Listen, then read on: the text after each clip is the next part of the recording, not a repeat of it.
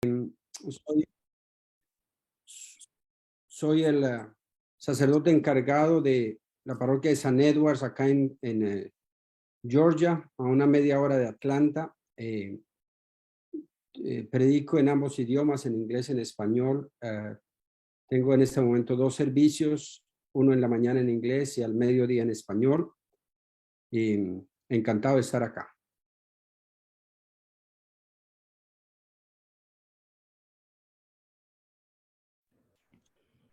Mi nombre es Maribel Milien. Estoy en Miami, Florida. Tengo un ministerio con hispanos de diferentes ciudades, pueblos, países.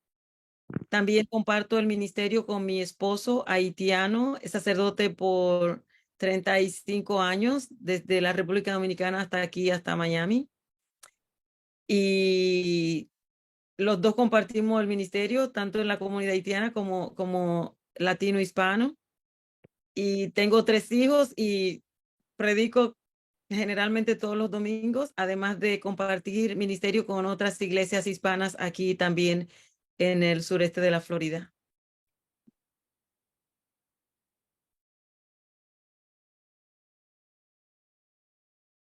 Yo soy Nelson Serrano, soy originario de Colombia, sacerdote, y estoy sirviendo en la Diócesis Episcopal de San Joaquín como el misionero para los ministerios hispanos de la diócesis. Actualmente estoy haciendo church planting de una congregación latina en la Catedral de St. James, Santiago Apóstol, aquí en Fresno, y apoyando a los diáconos y presbíteros de la diócesis que están creando también ministerios. Y aparte de eso, también soy psicólogo de formación.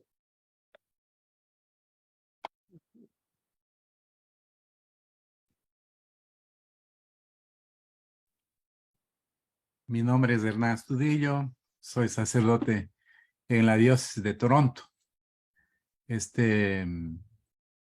Parte de una church planting, como se llama, es la parroquia San Lorenzo. Hago 4 mis los domingos, 10 de la mañana, 11 de la mañana, 12, 1 de la tarde.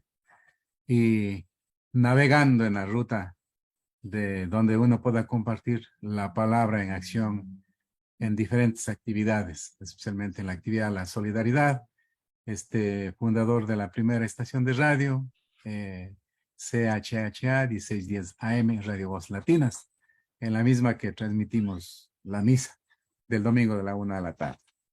Nuestra parroquia es la parroquia, es la primera parroquia hispana, yo diría, en la diócesis de Toronto.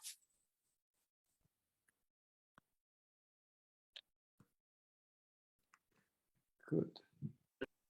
Pues, ¿quién quiere comenzar a hablar de uno de los temas, por favor? ¿Quieres que lo lean otra vez? Sí, por favor. Es sobre la presentación del sermón, como transiciones del sermón, o las transiciones entre el sermón, el contacto visual, como ves a su pueblo, el lenguaje corporal, y al fin transmisión en vivo y redes sociales, como se presenta diferente en esos lugares.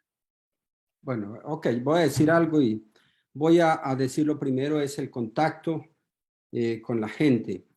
Yo pienso que, bueno, yo predico desde mi experiencia, en realidad yo llevo ordenado más de 20 años en mi sacerdocio, ¿no?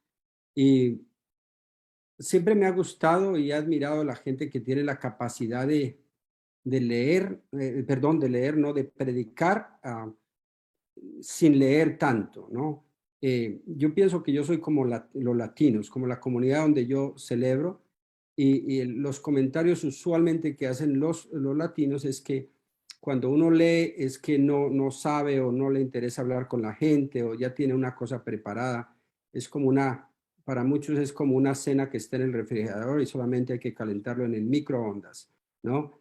Entonces, el trabajo no quiere decir eso que que uno no debe prepararse. Eso requiere más preparación, porque para mí es el respeto a la gente, a la comunidad, y uno sabe claramente cuando una persona está preparada o cuando no. Y cuál es entonces se requiere un esquema de preparación, un tema de preparación, pero en absoluto el delivery, prefiero que se le hable a la gente, a mirar la gente, de corazón a corazón, que dejemos salir el amor que está en nuestro corazón. Yo pienso que nosotros queremos transformar comunidades y personas, pero eso no se hace mentalmente. Yo pienso que es la fuerza del amor. Cuando uno mira a otra persona lo ama en el amor de Cristo, y por ese amor que le tiene, le da un mensaje.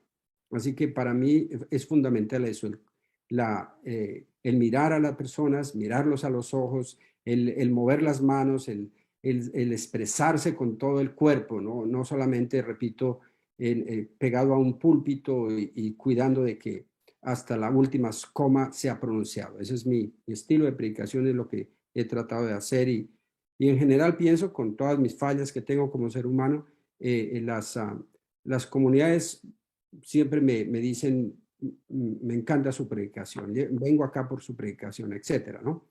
Ese es uno de los aspectos que quiero compartir en esta tarde.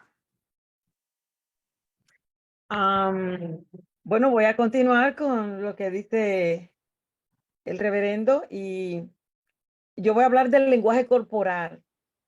Desde mucho tiempo, yo también soy psicóloga, y aprendemos a trabajar con el comportamiento de las personas, la conducta.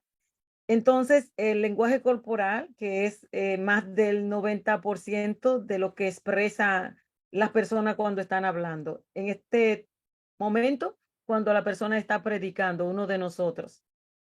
Y el lenguaje corporal deja ver realmente lo que se preparó durante la semana, ahora cuando se expresa desde el púlpito en la iglesia. El lenguaje corporal incluye entusiasmar, motivar y hasta convencer a la audiencia. También el lenguaje corporal del que predica, del que lleva el mensaje, tiene que tener mucho cuidado, porque también en nuestro lenguaje podemos dejar ver el miedo, la falta de preparación, la timidez, a veces las dudas que tenemos. Por eso es tan importante, cuando estamos predicando, la gente nos ve, aunque tenemos la vestimenta clerical, pero a través de eso hay una expresión corporal que deja ver lo que estamos sintiendo y lo que estamos diciendo de lo que es el mensaje.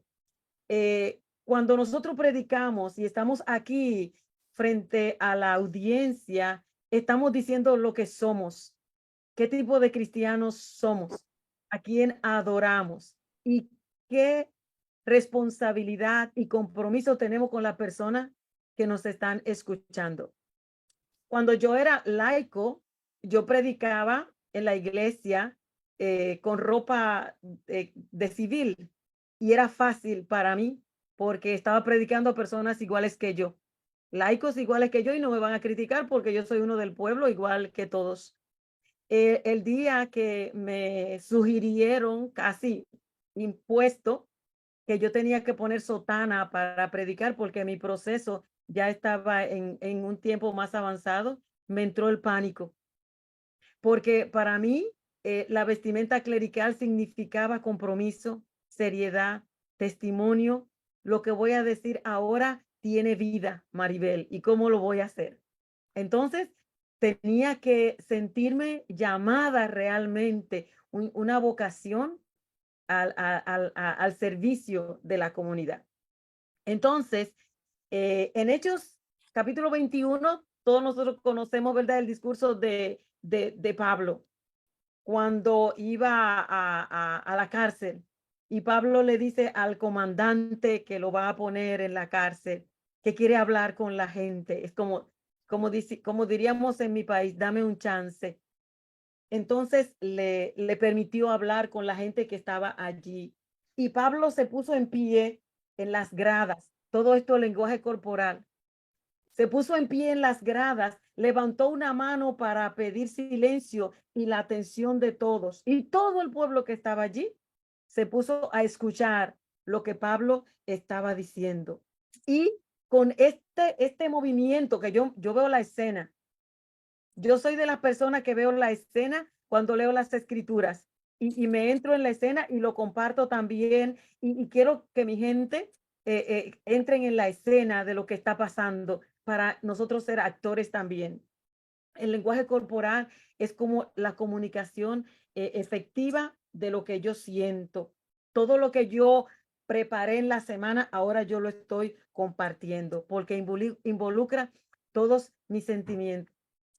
Cuando yo cuento una historia a la gente, yo me hago el que escribió la historia o el niño que la está escuchando o la abuelita que la está contando y me gusta como el personaje, entrar en el personaje, porque disfruto mucho cuando también otra persona me habla a través de sus acciones. Por eso para mí el lenguaje corporal tiene mucha importancia y también saber usarlo. No hacer ni demasiado y tampoco muy poco, sino tener un nivel de entendimiento de lo que significa hablar a la gente a través del cuerpo. Gracias. Creo que más tarde van a haber preguntas.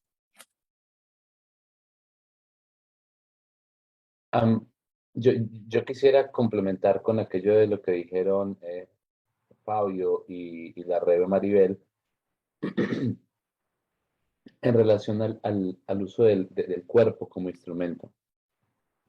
Cuando tú estás frente a un público, todo tu ser habla. Y hay que ser muy consciente de las formas en que nuestro cuerpo comunica algo. Porque hay ocasiones en las que tu cuerpo puede compartir algo completamente diferente a lo que tú estás diciendo con tus palabras. ¿Sí? Por ejemplo, cuando había un sacerdote, bueno, y también que los gestos y las palabras son contextuales. ¿Sí?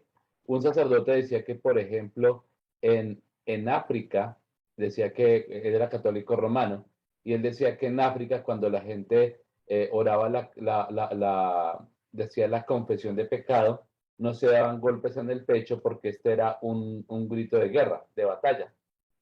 Entonces, que lo que hacían era, por el contrario, hacer una pequeña venia para pedir perdón. Entonces, hay que entender que en nuestro contexto eso también puede cambiar de lugar a lugar, ¿sí? Entender que lo que para nosotros puede significar algo, para otra persona puede significar algo completamente diferente. Entonces, uno, conocer el contexto. Dos, aparte de conocer el contexto en el que estamos predicando, también ser conscientes de las miradas que damos y hacia dónde dirigimos las miradas. Hay ocasiones en que la tentación cuando tenemos miedo es no mirar absolutamente a nadie. Entonces nos centramos en el papel, ¿sí? Entonces todo el tiempo estamos así y no miramos absolutamente a nadie por el temor. O la otra que nos han dicho es que también cuando tenemos temor es que no miremos a nadie, sino que miremos solamente al horizonte. Y puede que mirar al horizonte sea una herramienta que nos permita como evitar el susto que nos puede dar el auditorio, pero a la vez nos evita el contacto con las personas que estamos hablando. Entonces es importante buscar un balance. ¿Hasta qué punto yo voy a ponderar mi temor y mi ansiedad sobre el contacto que tengo con las personas? Y también hasta qué punto el contacto con las personas puede ser intimidante.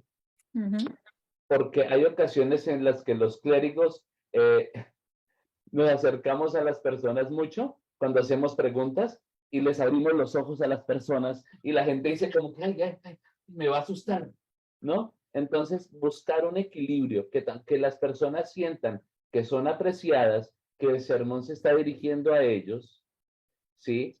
Pero que tampoco se sientan asustados o acusados con nuestras miradas. Buscar un equilibrio justo Y eso no te lo va, no hay ninguna fórmula, honestamente. Es simplemente que seas muy, ¿cómo se llama? Muy, estés muy atento a las reacciones de las personas durante tu predicación. Y creo que aquí habría un tema de discusión, y es el hecho de si el púlpito es el mejor lugar para hacer el sermón. Si me lo preguntan a mí, y esto ya está sujeto a discusión acá tal vez, cuando uno predica desde el púlpito, con todo y que es el lugar más adecuado para predicar, litúrgicamente hablando, hay una barrera, porque te estás poniendo a una altura distinta del resto de la comunidad. Entonces lo que estás diciendo es que yo soy el que más sé y ustedes, pueblo de Dios, simplemente asientan diciendo amén. Es mi lectura personal, y así es como yo me siento con el púlpito, con todo y que me gusta la liturgia. Entonces ahí habría una discusión sobre también desde qué lugar es bueno dirigir nuestra predicación, desde el púlpito o al nivel de la gente, y qué tipo de comunicación establecemos con las personas.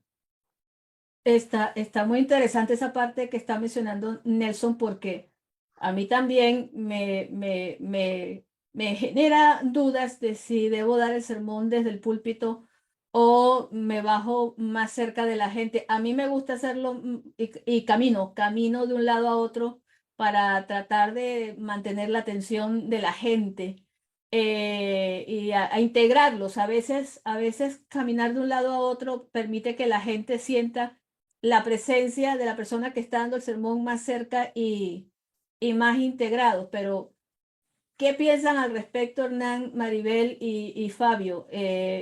¿Púlpito o a nivel del público?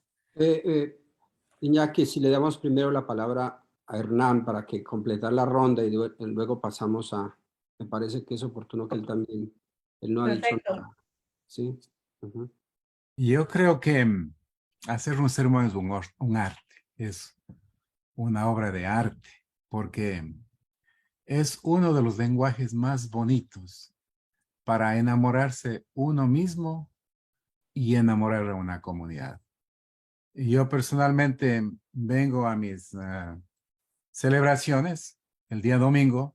Yo estoy aquí a las 8 de la mañana, 7:30, 8 de la mañana, porque yo necesito prepararme.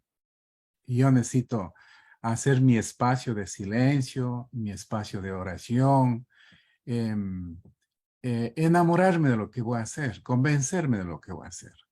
Porque lo que voy a decir a la gente no es lo que yo me he inventado, sino es lo que yo convivo con ellos. Generalmente, en mis estudios, para mí es muy importante los 3 elementos, el articular 3 elementos académicamente en un sermón. Las escrituras,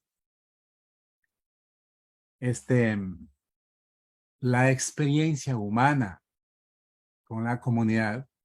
Yo tengo que conocer cuál es mi comunidad, qué hace mi comunidad, cuál es la diversidad de mi comunidad, a quiénes voy. En la mañana yo estuve en el cementerio muy temprano, a las 9 de la mañana, haciendo un sermón ahí con la comunidad. Fue un sermón de funeral, pero a veces me toca hacer con los niños, y a veces me invitan los ancianos, y a veces me invitan los de la comunidad gay, a veces me invitan diferentes comunidades. Incluso en nuestra parroquia tenemos la población de diferentes países, y yo tengo que aprender el arte de escuchar para entender el lenguaje, tanto fonético como el lenguaje corporal y el lenguaje cultural. Entonces, yo sé que en mi comunidad hay muchos salvadoreños, y cuando este domingo justamente celebramos el 4º aniversario de la canonización de Romero, entonces yo usaré la palabra cipotes, cipotas, porque a ellos les encanta, les fascina, porque yo estoy hablando el lenguaje que ellos me han enseñado a mí. Y cuando hay una misa con los argentinos, tengo que decirles pibas, pibes, porque eso les encanta. Y cuando hay la misa con chilenos, le tengo que decir los cabritos, las cabritas. Y cuando hay los colombianos, tengo que decirle los chinitos, las chinitas. Y cuando hay guatemaltecos, los patojos, los patojas. Y cuando hay mexicanos, los chavitos, las chavitas. Entonces, lo que yo he aprendido es a escuchar el lenguaje. El lenguaje no es solamente verbal. Yo creo profundamente que dentro de un sermón hay dos pilares que me sostienen a mí. La una es la espiritualidad, el espíritu, el ruach, el pneuma. Ese espíritu tiene que soplar con una fuerza de mi enamoramiento, porque yo, cada domingo que va a la misa, yo estoy enamorado en Jesús y se los digo con mucha humildad. A mí me fascina el Jesús.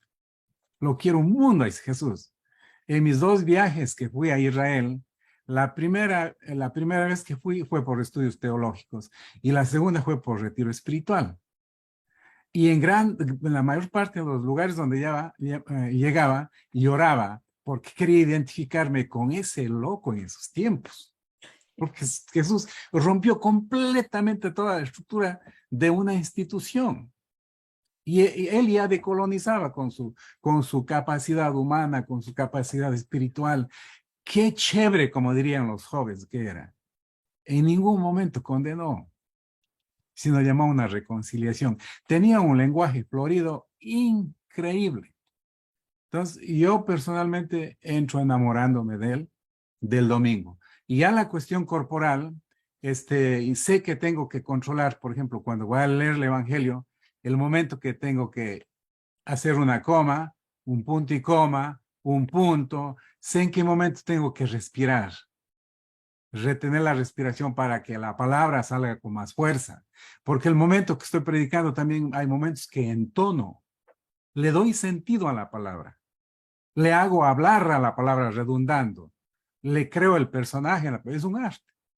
Entonces, realmente, para mí, un sermón es una obra de arte y tiene una diversidad increíble y nosotros tenemos que, como los pescados, como los peces en el mar, navegar de acuerdo a la realidad en la que nos encontramos. Y una de las cosas que yo aprendí de mi obispo en el Ecuador es el arte de escuchar.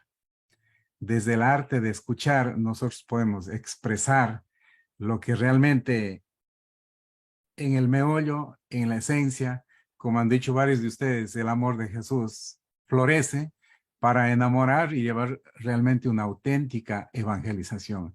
Yo creo que la auténtica evangelización en nuestros tiempos es el reto de la decolonización del evangelio viejo que tenemos y presentar la auténtica cara del Jesús humano, del Jesús histórico, del Jesús que yo he sentido en estos días que he estado conversando. Me ha fascinado las exponencias de los compañeros diáconos, William, Miriam y los otros compañeros que algún rato con Maribel dijimos, hagan ustedes el sermón y predíctenos a nosotros los 2 sacerdotes. Queremos que los diáconos nos prediquen, porque a veces el lenguaje del sermón no es ir solamente a predicar, hay que dejarse predicar. Y yo añadiría a tus palabras el amor a Jesús y también el amor a la iglesia, ¿no? Porque estamos llamados a ser iglesia y eso la gente se da cuenta cuando uno ama a su iglesia, ama a su comunidad, ¿no? Así que eso yo lo añadiría a lo que tú hablas del amor de Jesús. Indudablemente que si no hay amor a Jesús, no hay palabra, no se puede decir nada, estaríamos mintiendo, ¿no? Y la gente lo sabe, o sea que tiene que ser una expresión profunda de nuestro corazón, ¿no? Para esa transformación. Sí. Pero algo más sobre la pregunta que decía Iñaki. La cuestión es el contexto. Y una cosa a veces es predicar un domingo, a predicar, por ejemplo, o en una iglesia pequeña, a una catedral. Depende todo el contexto. Los micrófonos. Ahora en día estamos utilizando el YouTube y Facebook para celebrar. Entonces también hay que, en mi vida, yo estoy pensando que yo solamente no estoy celebrando para la gente que está ahí presente, sino a todo el mundo. A todo el mundo a cualquier hora le puede llegar el mensaje. Entonces muchas veces, si las cámaras no están enfocadas o mejor, están enfocadas, por decir, al púlpito, yo tengo que pensar en eso, ¿no? Pero eso depende del contexto. Yo no quisiera decir que hay uno equivocado y otro correcto. Es uno y otro. Depende de la situación. Reverenda Maribel, Gracias. ¿púlpito o piso? Gracias, Iñaki. Bueno, yo depende de la circunstancia, del momento y de lo que se va a hacer. Yo uso todos los espacios en mi iglesia. Yo uso el púlpito, yo uso la nave, yo uso un atril abajo, yo uso nada, yo comienzo depende de lo que hay en el día. Yo soy de las personas que cree que mi mejor sermón tiene que ser el que yo voy a decir hoy. Yo no voy a dejar nada para mañana. Yo no dejo guardado para mañana. Yo me doy hoy. Así yo me expreso en mi día a día y lo hago con mi familia. A mí hay que dármelo todo y no me deje nada para mañana porque el mañana no sé lo que vendrá. Entonces, yo pienso siempre en eso con la gente y a veces preparo un sermón para el púlpito, pero el Espíritu dice, Maribel, hay que venir aquí y cantar hoy, decirle a la gente de la banda, vamos a alabar, vamos a adorar, vamos a cantar. Pero yo no me quedo en un lugar como yo voy a predicar cada domingo en el púlpito o abajo o con la gente. No soy esa estructura. Yo pienso que cada situación o cada momento de lo que vive la comunidad me prepara para saber dónde y cómo me voy a dirigir en ese momento a la comunidad. Perfecto. Aquí hay una pregunta que está haciendo Maribel en el chat que quiero compartir con ustedes a ver quién se lanza al ruedo primero, que creo, no sé, que ya yo tengo una edad y a lo mejor esta pregunta se ha hecho a alguno de los panelistas y yo ya no me acuerdo porque claro, ya va teniendo uno una edad, pero a mí me parece que no se ha hecho y es ¿qué tan acertado es cuestionar al feligrés sobre las lecturas durante el sermón? ¿Qué tan acertado es cuestionar al feligrés sobre las lecturas durante el sermón? ¿Quién? Escucho opiniones, panelistas. Quiero decir algo, Iñaki, y voy a dejar ya, me quedo tranquila, porque yo también soy así muy... No se quede tranquila, por Dios santísimo. Ok. Hay un compañero aquí en mi diócesis, cuando tengo que salir, lo invito a venir a la iglesia y él le gusta hacerle muchas preguntas al pueblo. ¿Cuántos capítulos tiene el Evangelio de Marcos? ¿Qué dice Pablo allá? ¿Qué dijo Jesús en tal? ¿Por qué no se saben esto? Y la gente no sé si es porque son mi gente de mi iglesia, se sienten como atacados por él. Ay, ya el padre viene a hacernos preguntas. Y muchas veces las personas saben las respuestas, pero él los intimida. Y a veces no quieren contestar porque si contestan mal, él dice, pero ustedes no tienen que ir a los estudios bíblicos, ustedes no se han preparado. Puede ser que en otra comunidad eso funcione, pero también yo como pastora tengo que saber cómo yo voy a encarar a mi gente o a la gente de otra comunidad que no son los míos en ese momento, para que un domingo que yo venga donde ellos no dañarlo con un cuestionamiento que yo no sé si es lo que ellos quieren llevarse como alimento espiritual ese domingo. Yo quisiera aumentar esa respuesta de Maribel. Creo que eso depende del tipo de preguntas que tú hagas. Si tu pregunta te lleva a mostrar que tú eres el que sabe y que la gente es la que no sabe, pues obviamente la gente se va a sentir como dijo Maribel. A ver, si en este momento me dicen cuál es la primera palabra de la Biblia y cuál es la última, pues seguramente todos la sabemos. Pero ¿eso a qué va con relación a las lecturas del día?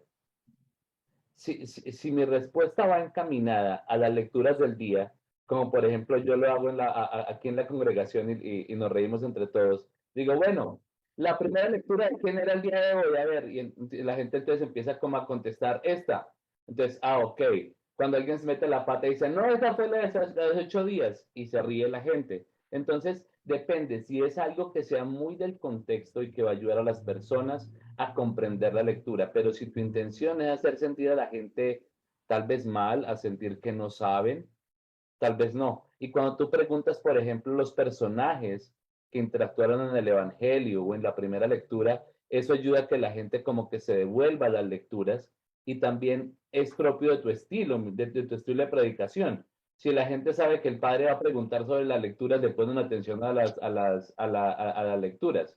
E incluso también se genera un ambiente como de conversación, porque quiero volver a lo que decía el padre Hernán, es el sermón en ocasiones se convierte en un diálogo entre el predicador y la comunidad.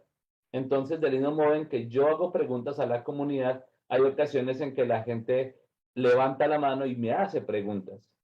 Y no sé si a ustedes les pasó hace unas cuantas semanas con el último versículo del Salmo, creo que fue 139, el de junto a los canales de Babilonia, cuando leímos el último versículo que decía que las cabezas de tus niños sean estrelladas contra las piedras. Entonces los líderes al final me decían, padre, ¿cómo interpretamos eso? Entonces no me lo dijeron en la misa, bendito Dios, porque si no me hubiera tocado hacer toda una explicación larguísima del contexto, pero la gente ya sabe que puede preguntar. Entonces, como el padre pregunta, pues a mí también me preguntan. Claro, definitivamente, es un arte, es un diálogo. Hay diferentes momentos, atmósferas, espacios. Y generalmente yo sí los uso. Cuando hablo con la gente, les digo, ¿cuáles son los personajes principales? Y se los digo con mucha honestidad. Edúquenme ustedes, enséñenme ustedes, porque nosotros no tenemos que creernos los eruditos. Sí, nosotros somos humildes servidores del Papachús, del Taitarios, como lo llamamos en varios lugares. Y a mí me ha tocado experiencias de que de pronto uno de los miembros está pasando situaciones críticas. El hecho de estar viviendo, compartiendo con una comunidad inmigrante y hay una madre que en ese momento está debatiendo una experiencia de que su esposo está en el centro de detención, su hijo se está muriendo. Hay una cantidad de experiencias, una cantidad de cosas. Y ese momento es donde él o ella expresa el sentimiento de acuerdo a la lectura. Y mucha la gente aprende eso, como que crea un ambiente de recogimiento, de meditación, de reflexión, y eso enriquece la atmósfera. Pero todo depende de un arte. Ahora, si uno va a cuestionarles del versículo de aquí y de acá, yo me cuestiono, yo no tengo ese estilo, o sea, no es un estilo de hacer que se coman citas bíblicas. Pero sí es muy importante hacer este tipo de preguntas. ¿Cuál fue la palabra más importante en la primera lectura, en la segunda lectura y en el Evangelio? ¿Cuál es la palabra que aquí es? Y ellos lo saben. Él dice, oh, el perdón, oh, y ahí tejemos un diálogo. Lo que usted dice, los sermones que yo hago, lo he hecho desde las tres partes, desde el púlpito, desde el altar, porque en la época de pandemia teníamos que abstenernos a las situaciones del protocolo. Pues, y yo casi nunca he hecho un sermón desde el altar, pero tenemos que hacer desde el altar para mantener las distancias y todo. Y ahí es donde empezamos a usar las redes sociales. Cómo manejar el lenguaje con las redes sociales, saludarles a los que están en Perú, en Argentina, a través de las redes sociales, intercambian y ellos están escribiendo, hacen incluso sus intenciones desde diferentes partes de otros países. Pero generalmente mi posición en el caso de los sermones han sido caminando en la parte central, de la división de las bancas, ¿no es cierto? Sobre el arca, porque uno va, incluso es saludable moverse, porque físicamente su cuerpo se pone en otra instancia, su cerebro, sus emociones, usted tiene, el lenguaje de la expresión es mucho más elocuente, que si se va al púlpito y está rígido, debería tener una capacidad elocuente en lo que es hacer un sermón, pues, porque se va a mantener unos 20 minutos en la misma posición, en el mismo cajón, más o menos como los sacerdotes bien tradicionales que tenían el púlpito, ni siquiera en la parte, sino ubicado en la parte derecha de la iglesia. Ustedes no sé si tienen este tipo de púlpitos en sus iglesias, pero las iglesias antiguas tienen un púlpito, ¿sí? Para desde ahí hacer el sermón. Y yo me pongo a pensar y digo, no sé si resistiría allá arriba, pero todo depende del espacio de la preparación de uno. Yo me siento contento, intercambiando, caminando y al mismo tiempo celebrando. Yo creo que el sermón es la expresión de la vivencia práctica de nuestra fe. Padre Fabio lo conozco desde hace varios años y sí sé que suele preguntar a veces sobre las lecturas para integrar a la gente al sermón que está planeando decir. Padre Fabio. Sí, entonces yo digo que la iglesia ha cambiado y yo pienso para bien. El diálogo siempre debe ser respetuoso. Nunca puede uno pensar en poner en ridículo o hacer sentir mal a una persona. Entonces viene el respeto de la comunidad. Y en primer lugar. Y lo segundo es un diálogo de adultos. Tenemos que alejar, así como Hernando ha dicho, esa mentalidad de colonialistas y toda esa cosa terrible que nos ha llegado con el cristianismo y que tenemos que depurar el cristianismo. Es pensar que somos unos eruditos y el pueblo es ignorante, o que somos unos adultos y ellos son unos... Tenemos que infantilizar a la gente, a quitarle la capacidad de pensamiento, ¿no? Es todo lo contrario. Tal vez si hay un diálogo, es cómo la palabra de Dios llega a tus oídos, golpea tu corazón y se convierte en una historia viva entre todos. Y claro que sí, pero todo depende del conocimiento que uno tenga de una comunidad. Si uno se relaciona con comunidad y lo considera como un amigo, en realidad que muchas veces el sermón o la homilía se convierte en un diálogo entre todos. Y cuando uno lo logra, uno sabe que lo logró, pero eso es un arte, eso no se puede simplemente ir y hacer una pregunta. A mí me ha llegado gente, y ustedes me imagino tendrán historias, donde dicen, yo me vine a esta iglesia porque en la iglesia en la cual acudía me hacían sentir muy mal, ¿no?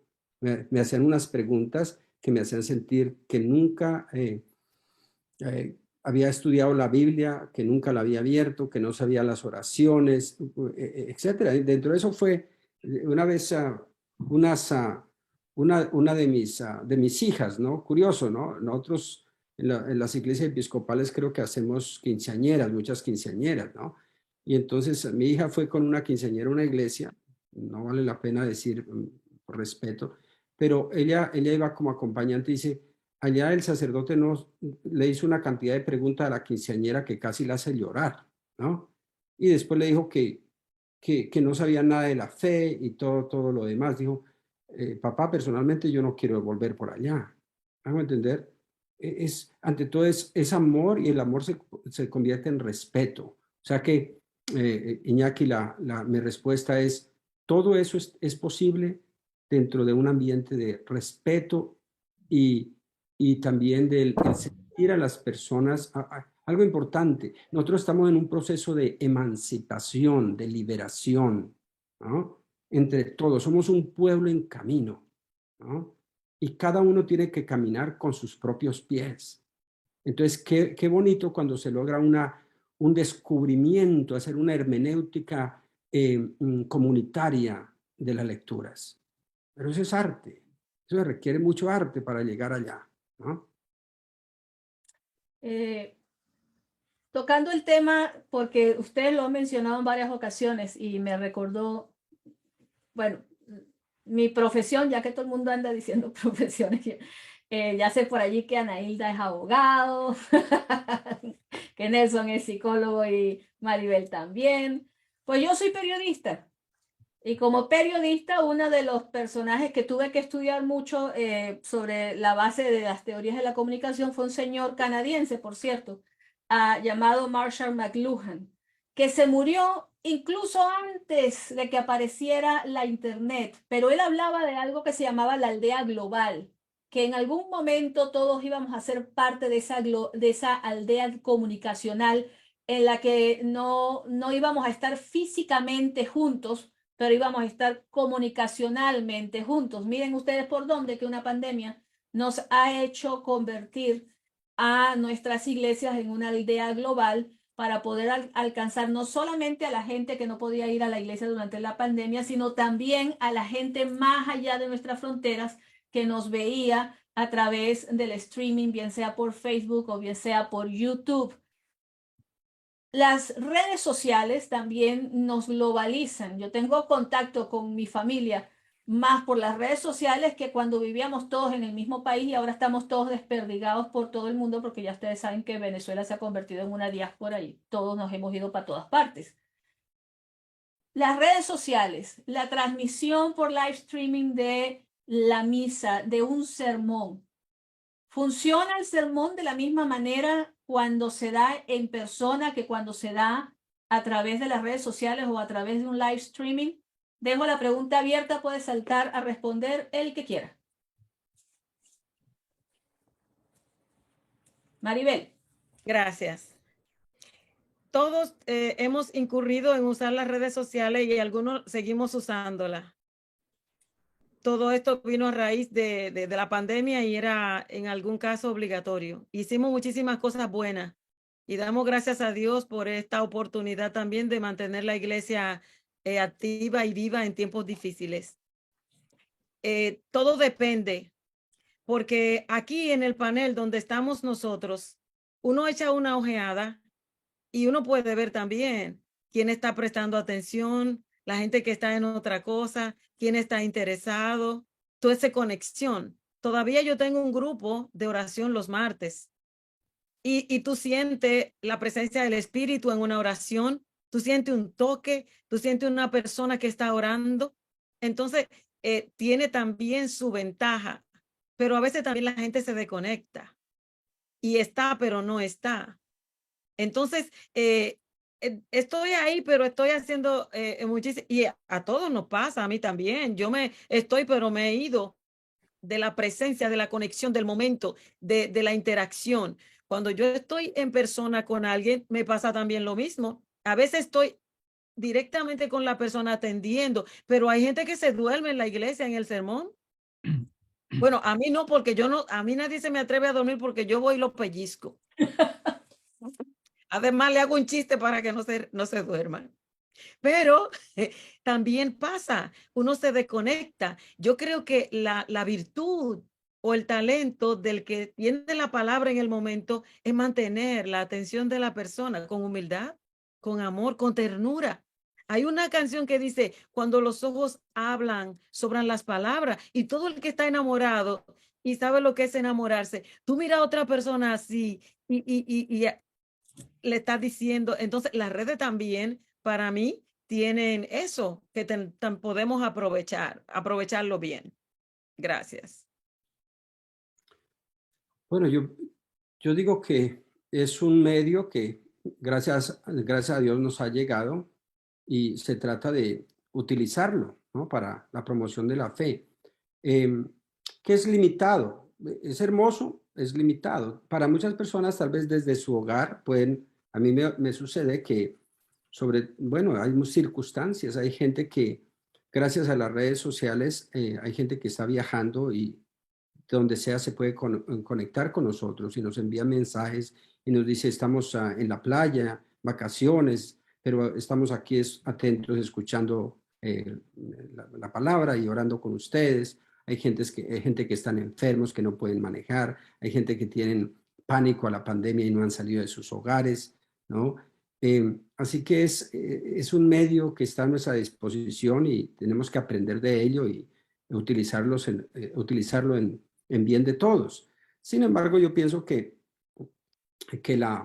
lo que nosotros celebramos es una Santa Eucaristía basada en una cena. Yo siempre pienso la Eucaristía en una cena donde se escucha un mensaje, se saluda, se escucha un mensaje y se come, ¿no? Entonces, tal vez para mí es parte esencial de lo que celebramos. si estamos en las redes sociales solamente, puede convertirse solamente en un mensaje espiritual, pero a mí personalmente me falta algo, ¿no? Me pongo a imaginarme cómo sería vivir mi fe cada domingo abriendo el computador o mi celular o el televisor y escuchar un mensaje, ¿no? Y en eso muchas iglesias nos tienen ventaja y todo eso. Han estado predicando en los televisores y pantallas por mucho tiempo y ya están en muchos hogares. La cuestión es cómo nosotros articular esos medios con la celebración de la Eucaristía, de la mesa, que es algo muy real. Porque yo digo, cuando uno encuentra qué es lo esencial de lo que celebramos, y si lo esencial es pan, vino, palabra, cantos, todos celebramos, no es solamente el que está en la pantalla, sino la celebración de la comunidad. Y, el riesgo es volvernos cristianos de escucha, solamente de escuchar, ¿no? Eso sería la gran problemática.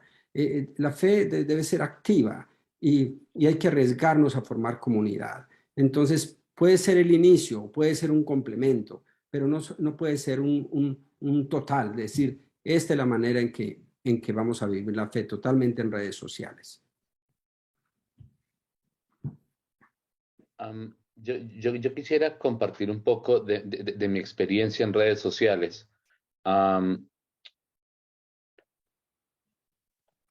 Quiero empezar en primera medida retomando lo que decía el reverendo Fabio Sotelo, y es nuestra fe come de las dos mesas, la mesa del altar y la mesa de la palabra, ambas al mismo nivel. Sin embargo, no podemos negar que nuestra gente ya está en esa onda de la virtualidad. Y yo que trabajo aquí en Estados Unidos, con muchos de ustedes, con población latina, nos hemos dado cuenta que nosotros tenemos que competir con otras opciones digámoslo así, aunque suene feo, perdón, con otras ofertas de entretenimiento del día domingo. Entonces, la gente tiene que elegir entre ir a llevar a sus chicos al partido de béisbol o al partido de fútbol americano o irse con ellos de paseo o lo que sea e ir a misa. ¿Hacia dónde van? Y creo que ustedes y yo tenemos la respuesta a esa pregunta. En muchas ocasiones, mucha gente se va con los niños porque ese es el único día que tienen en la semana para ir a llevarlos a dar una vuelta, para que ellos conozcan una cosa, para que vayan a otro lugar, para ir a visitar a su familia. Y eso cuando algunos latinos tienen el domingo libre. Porque ustedes y yo sabemos que muchos trabajan en servicios y ni siquiera tienen el domingo libre. Entonces, ¿cuál es la única forma que esas personas tienen de vincularse a su congregación y de celebrar su fe? A través de la misa que se celebra de forma virtual. Es la única forma en la que nosotros podemos mantener esa relación con nuestra gente. Entonces, con respecto a eso, ¿qué hay que hacer? Primero, buscar los medios para que la transmisión sea lo más efectiva posible. Y aquí quiero retomar el comentario del padre Alejandro Montes, que hablaba sobre el sonido, porque hay ocasiones en las que no se entiende. Mire, depende de la parroquia. Hay parroquias en las que yo, por ejemplo, entiendo que son muy pobres y que tienen muchas limitaciones, pero si hay posibilidades, se consiguen en Amazon por $40 o $50 estos pequeños audífonos que tú los conectas, este recibidor a tu teléfono móvil y conectas estos pequeños micrófonos de solapa a la camisa. Y con eso ya tienes una calidad de sonido solamente para hacer transmisión por medio de teléfono. O sea, si solamente lo que tienes es un teléfono, por este medio se puede hacer. Ay, es que mi parroquia es más pobre. También en Amazon se consiguen por $5 o $10 unos microfonitos de solapa que tienen un cable que alcanza 10 metros. Entonces ya con eso tienes un poquito más de movilidad para que mejore el sonido. Lo siguiente que hay que hacer es que entiendo que la preocupación es que estamos generando una comunidad, pero aquí quiero traer algo más al respecto, y es que la comunidad no solamente es presencial, porque si fuera por la presencialidad, nosotros ni siquiera podíamos estar acá. Llevamos ya 2 semanas reunidos y ha sido la virtualidad la que nos ha permitido estar reunidos. Entonces hay que creer que se puede hacer una comunidad virtual. Yo por eso en domingo tengo la celebración de la Eucaristía, empecé solamente transmitiéndola por Facebook y por YouTube, que la ve muy poca gente, pero a razón de que he hecho contenido viral en TikTok, ya tengo 35,000 y pico de seguidores en TikTok, y en este momento la empecé a transmitir la misa por TikTok, y se me conectan diariamente a la Eucaristía Dominical entre 500 y 670 personas. Entonces, ¿qué he hecho? He empezado a decirles a esas personas, que ya he visto mucha gente que se conecta regularmente al servicio, decirles, ustedes no están acá simplemente asistiendo a algo, sino ustedes son mi parroquia virtual. Les digo, ustedes son mi parroquia virtual. Entonces, desde el momento en que empiezo a celebrar la Eucaristía, buenos días a los que están aquí presentes, buenos días, y me contestan, y buenos días a los que están en las redes sociales. Y los quiero invitar a que cerremos los ojos y que pensemos en Dios y que pensemos las intenciones de esta misa. Y en el momento del sermón me voy a la cámara y les abro a los que están en la cámara. Entonces, que la gente sienta que ellos son parte de esa celebración. Y si tienes una sola cámara, cuando hay iglesias fancies que tienen como 5 o 6 cámaras y un reguero de cosas, ellos se encargan de ese tipo de cosas. Pero si no, ustedes simplemente busquen ubicar su teléfono en los momentos de break. Por ejemplo, vamos a pasar de la oración colecta a las lecturas. Váyame a la camarita a donde está la persona que va a leer, donde está el púlpito. Y luego, cuando el momento del evangelio, vuelva al centro. Y luego, en el momento del altar, acerque la cámara al altar un poquito para que la gente lo vea. Ofrézcale que la gente se sienta que es parte de ese algo. Porque, de nuevo, hay muchas producciones muy buenas. Iglesias evangélicas invierten miles y miles de dólares en hacer una muy buena producción.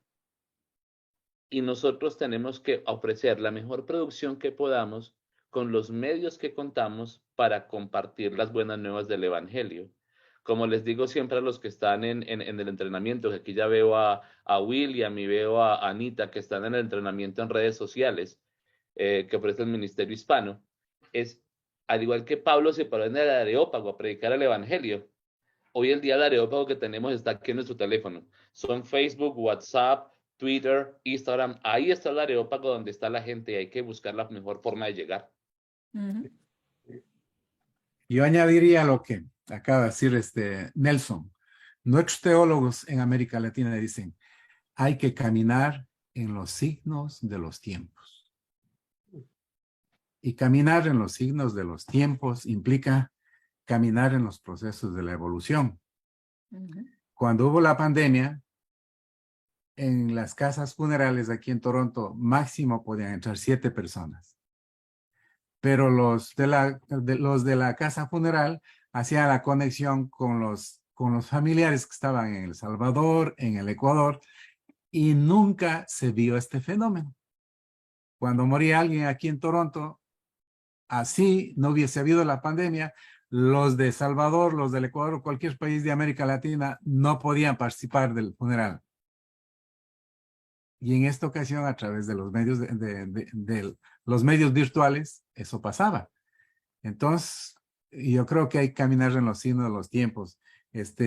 Y a mí me tocó hacer muchos funerales en Estados Unidos, Houston, New York, New Jersey, en la época de COVID, usando este medio.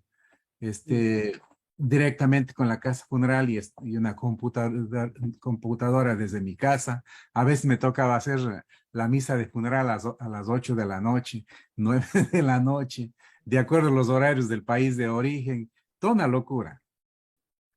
Pero creo que caminar en los signos de los tiempos implica que nosotros empecemos a ser sabios en el proceso de escuchar, porque aquí hay otro tipo de lenguaje, incluso corporal, de conexión. Si yo les digo, por ejemplo, mi madre tiene 84 años y le ha enseñado a manejar WhatsApp, pero tenemos una comunicación terrible con una mujer de 84 años En mi casa yo tengo mis nietitos, mi compañera, 5 gallinas y un perro. Y cuando entramos en el diálogo con mi mamá, se va porque tiene una piernita mal caminando y hacemos la competencia y ella me muestra que las 30 gallinas que tiene y cuántos huevos ha cogido ese día. Le hago competencia y le muestro los huevos que tengo en mi gallinero, que son solamente 4 gallinas que las que puedo tener, pero armamos toda una liturgia con una mujer de 84 años. Yo nunca podía haber hecho eso antes de las redes sociales. Y estamos más cerca, como ustedes han dicho, estamos mucho más cerca. Conversamos, dialogamos, me muestra, mira cómo están las danonas, mira cómo están los aguacates, mira cómo está aquí mi perro. Pues todo un diálogo grande. Y no terminamos. Mira, esto voy a merendar, me agarraste una merienda, esto voy a comer hoy noche. Iñaki, tú como periodista sabes muy bien, y me imagino el diálogo que tuviste con este canadiense, porque los canadienses son piquis en muchas cosas, pero saben hacer las cosas. Son piquis, me imagino el diálogo, y el diálogo me imagino que fue profético para ti. Absolutamente. Y se aprende, se aprende. Nelson mencionó algo que es importante. Gracias, Nelson, por compartir los links de Amazon para que la gente pueda conseguir los micrófonos de los que estabas hablando.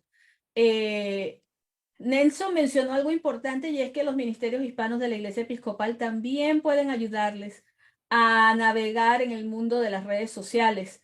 Y eso es importante. Si necesitan más información, Nelson les puede dar más información.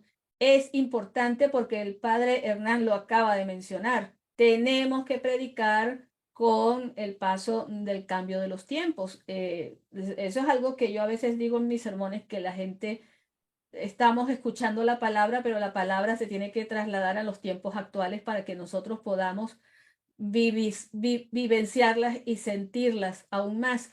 Ana Hilda estaba mencionando algo que también es importante, que es una manera también de enganchar a nuestra comunidad. Una persona puede tomar el ministerio de realizar las grabaciones. Nosotros lo tenemos en la iglesia donde yo sirvo, en Christ Church, aquí en Norcross.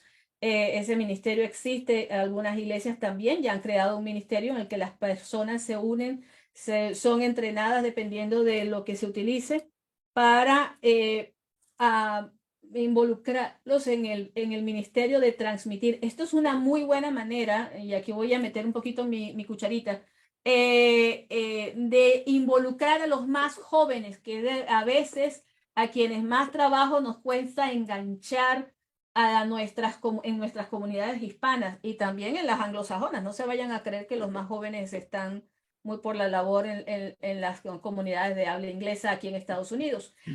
Es importante porque se les permite hacer algo que les gusta, algo que les agrada, e incluso abrirles un camino hacia una posibilidad de visualizar su futuro profesional a través de un ministerio dentro de la propia iglesia. Y eso creo que es muy importante. El tema de las redes sociales siempre va a generar un poquito de conflictos, de diferencias. Yo trabajo, como les digo, trabajo en CNN. A mí me pagan por usar las redes sociales, así que las utilicemos en nuestras iglesias. Me parece la idea del TikTok que mencionaba Nelson, me parece genial. Hoy por hoy el TikTok es una manera muy buena también de enganchar un poco a los más jóvenes,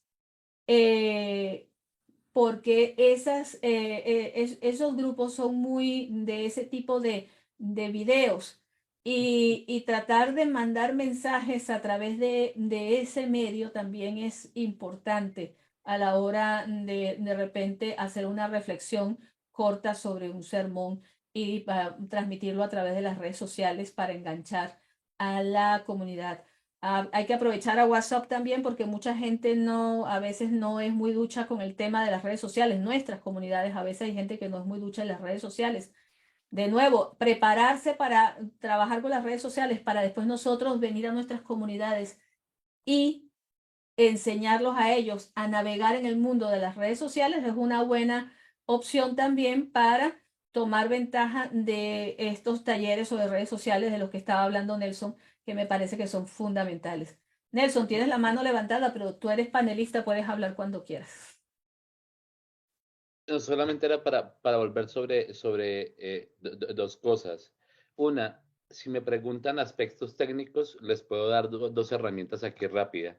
Mire, primero, si están haciendo transmisión con sus teléfonos móviles para sus sermones, hagan dos cositas. Si utilizan la cámara delantera, la que da aquí frente a la pantalla, siempre antes de utilizarla, límpienla, porque hay ocasiones en que hacemos transmisión con el teléfono y como hemos hablado por el teléfono antes, la grasita del teléfono se pega ahí.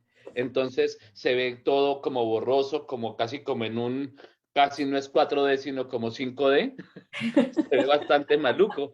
Entonces siempre tengan la precaución de limpiar con su camisa los lentes y también el lente trasero, ¿sí? Cuando se ubiquen en la cámara, se está transmitiendo para YouTube, ubíquense que para YouTube o Facebook se pone la cámara en esta posición y para Instagram se voltea, se pone en posición vertical. Siempre en presentación en cámara, y eso también para nuestras reuniones aquí en Zoom, busquemos la posibilidad de que estemos ubicados en el cuadrante central de la cámara, así como estamos en este momento algunos, y que no queden ni la cabeza muy arriba, que se vea solamente la boca, ni la cabeza muy abajo, sino que estemos ubicados escasamente que se vea una manita aquí arriba. Eso es una distancia prudente para eso y lo mismo para los sermones, ¿sí? Y lo último que quiero decir con respecto a redes sociales, por favor, si van a transmitir ustedes en vivo en redes sociales, hagan el ejercicio de irse previamente en vivo y ver cómo son las herramientas que hay en la red social. Y aquí me permito compartir, si me es permitido, un video para que no les pase a ustedes esto que fue muy común durante la pandemia. Miren lo que le pasó a este padrecito en misa.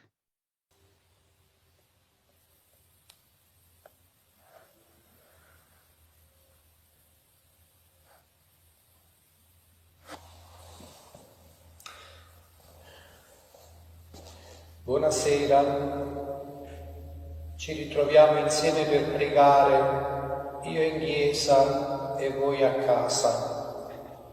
Oggi è venerdì di Quaresima e vogliamo pregare con la Via Crucis e la benedizione eucaristica, chiedendo al Signore che ci aiuti a seguirlo sulla via che Lui stesso ha percorso, la via della croce. Vogliamo affidare al Signore tutte le nostre sofferenze, le nostre difficoltà, i momenti difficili che stiamo vivendo, in modo particolare in questo momento. Preghiamo perché il Signore ci... Entonces, exploremos un poquito antes, busquemos la forma de cómo controlar los efectos. Y si hay errores que pueden pasar, pues disfrútenlos y al máximo, porque qué más se puede hacer, pero las redes sociales son una herramienta muy buena. Y yo quiero decir que yo le agradezco a Nuevo Amanecer porque una de las cosas que me he dado cuenta en esos talleres es que nunca falta un taller de la utilización de redes sociales y medios de comunicación y todo. Nosotros no podemos ser, lo que no podemos ser es tímidos en el uso de eso. Y acá algo que escuché claro, lo dice el padre Hernán, si una señora de 85 años se arriesga a navegar en esas aguas, no podemos nosotros como líderes de comunidades, sacerdotes, diáconos, etcétera, decir, yo estoy demasiado viejo, yo no quiero aprender, yo no voy a aprender. A mí me da un poco de, siento respeto y un poco de pena cuando alguien, líder de comunidad, dice, es que yo no leo internet, yo no leo, no contesto los correos electrónicos, sacerdotes y diáconos, o sea, líderes de comunidades, que estamos diciendo que tenemos que solamente escribir o hablar por teléfono o simplemente escribirnos cartas. Y ese fueron unos métodos y siguen siendo unos métodos muy efectivos, pero una de las cosas que no podemos hacer es decir, yo estoy demasiado viejo, demasiado ocupado, demasiado cansado, etcétera, para aprender algo nuevo. Porque entonces, ¿qué le estamos diciendo a la comunidad? Efectivamente. Y bueno, creo que con el video de Nelson hemos dado cierre a este panel de una manera estupenda. Y eso me recuerda que una vez en Zoom un abogado tenía que tener una reunión, una audiencia con el juez y el otro abogado. Y Ana Hilda debe saberlo. Y el hijo estaba jugando con los filtros virtuales de Zoom y él salía como un gatito. Y le pidió disculpas al juez porque no sabía cómo desactivar el filtro del gatito. Y el juez le decía, usted sabe que esto es muy poco serio. Y dice, sí, pero es que, ¿cómo le digo? Mi hijo no está en la escuela y yo no sé cómo desactivar esto. Le quiero pedir a todos que con la señal de costumbre le aplaudamos a nuestros panelistas que han hecho un trabajo estupendo. Hay muchas cosas en el tintero, ya les digo yo que la próxima la tenemos que hacer en vivo en Puerto Rico y a punta de piña colada, reunirnos y seguir hablando de estos temas. Ana Hilda dice que sí, yo creo que vamos a tener una anfitriona estupenda en Ana Hilda. Y bueno, nos toca un receso que comienza Un descanso, ahora. sí. Y comienza a las 6 de la tarde, si no me equivoco y no me vuelven a traicionar mis ojos. Ya les digo, tengo una edad. Volvemos otra vez con los grupos, nos reunimos de nuevo con los grupos de predicación hasta las 7:30 cuando tendremos el culto de clausura y nos despediremos de esta experiencia tan linda que estamos viviendo en estas 2 semanas, no solamente con lo que estamos aprendiendo, sino con la oportunidad de conocernos. Hemos conocido aquí gente estupenda, yo ya tengo una confianza, miren, yo, Ana Hilda y yo ya somos altas panas, ya somos amiguísimos. Y ni hablar con Elizabeth, otra amigaza que me estoy haciendo aquí a tope. Así que bueno, vamos al receso y ya saben, de vuelta otra vez. Y de nuevo, gracias a Hernán, a Maribel, a Fabio y a Nelson por estar con nosotros en esta experiencia tan linda y gracias por sus impresiones. Gracias, Nelson. A tope, Nelson, con las redes sociales y los live streaming. Maestro, respetos. Ahora nos encontramos de nuevo.